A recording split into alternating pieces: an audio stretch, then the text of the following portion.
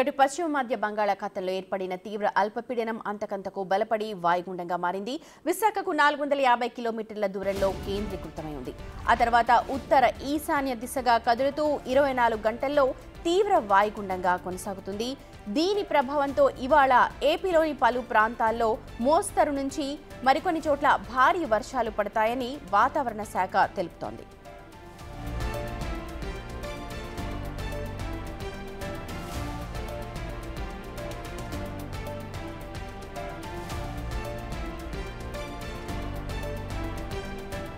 శ్రీకాకుళం, విజయనగరం, పార్వతీపురం, మన్యం జిల్లాలోని కొన్ని ప్రాంతాల్లో తేలికపాటి నుంచి మోస్తరు వర్షాలు కురిసే అవకాశం ఉంది.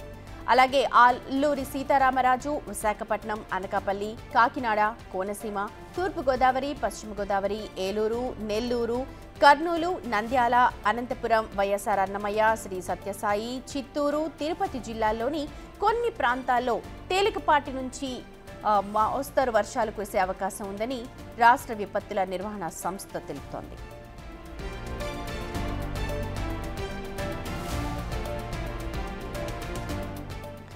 అలాగే రాగల 24 గంటల్లో కాకినాడ, అల్లూరి, అనకాపల్లి, విశాఖ, మన్యం, విజయనగరం, శ్రీకాకుళం జిల్లాల్లోని పలు చోట్ల భారీ వర్షాలు కురుస్తాయంది. తీరం వెంబడి గంటకు 40 నుంచి 50 కిలోమీటర్లు, గరిష్టంగా 60 కిలోమీటర్ల వేగంతో గాలులు వీస్తాయని వాతావరణ శాఖ పేర్కొంది. ఇక మత్స్యకారులు చేపల వేటకు వెళ్లరాదని హెచ్చరిస్తున్నారు. కళింగపట్నం నుంచి మచిలీపట్నం వరకు ఉన్న అన్ని పోర్టులలో 3వ నెంబరు ప్రమాద హెచ్చరికను జారీ చేశారు.